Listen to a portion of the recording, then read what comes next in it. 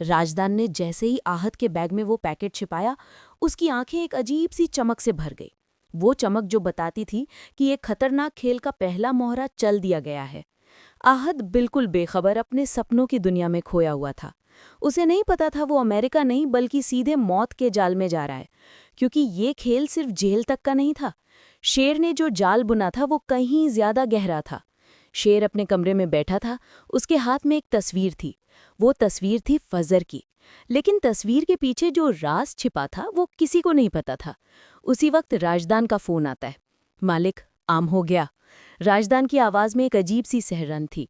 अकेले में बात करो, शेर ने धीरे से कहा। राजदान तुरंत एक सुनसान कोने में चला गया। बोलो राजदान, क्या वो पैकेट सही जगह पहुंचा? शेर ने पूछा। हाँ मालिक, उस पैकेट में सिर्फ ड्रग्स नहीं थे, राजदान ने फुसफुसाते हुए कहा। शेर मुस्कुराया। मैं जानता था तुम ये कहोगे। उधर एयरपोर्ट पर आहत की चेकिंग हो रही थी। उसका चेहरा बिल्कुल शांत था। उसे लग रहा था ये एक नया सफ़र है। लेकिन जैसे ही स्कैनर से उसका बैग गुजरा, एक भयानक अलार्म बज उठा। सिक्योरिटी गार्ड ने बैग खोला, सबको लगा ड्रग्स मिलेंगे। लेकिन उस पैकेट में ड्रग्स के साथ साथ एक छोटा सा डिवाइस भी था। एक ऐसा डिवाइस जो किसी जहरीले पदार्थ को ट्रिगर कर सकता था। आहत का चेहरा पीला पड़ गया। वो चीखने लगा, ये मेरा नहीं है। लेकिन कोई उसकी बात नहीं सुन रहा था। उसे तुरंत हिरासत में ले लिया गया। आहत को लगा शेर ने उसे फंसा दिया, लेकिन उसे ये नहीं पता था कि ये सिर्फ एक शुरुआत है। इस डिवाइस का कनेक्शन सीधा अमेरिका में बैठे एक बड़े माफिया से था, और वो माफिया कोई और नहीं, शेर का सबसे बड़ा दुश्मन था। मरजान को जब ये खबर मिली तो वो सदमे में थी। उसकी माँ उसे समझा रही थी, बेटा वो कुछ बनने गया था। लेकिन मरजान ने तड़पते हुए कहा, कुछ लोग कुछ बने ना बने, आपके नहीं बनते। उसकी आंखों में आंसू नहीं थे, सिर्फ आग थी। वो जानती थी आहद ऐसा नहीं कर सका। कोई तो था जिसने उसे फंसाया था। मरजान को शक था कि शेर ने ही ये सब किया है।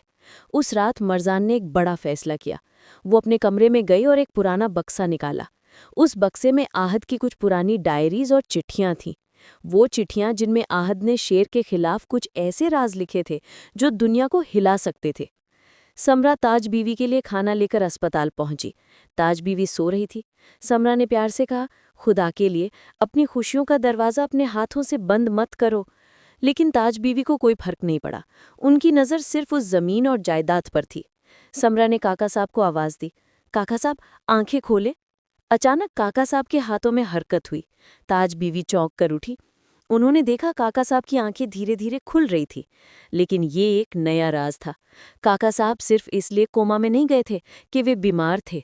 उन्हें कोई जहर दिया गया था, और ये जहर कोई और नहीं बल्कि ताज बीवी ने ही दिया था।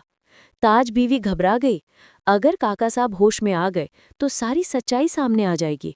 और वो सच्चाई ये भी थी कि काका साहब ने सारी जायदाद ताज बीवी के नाम नहीं बल्कि समरा और समीर के नाम कर दी थी।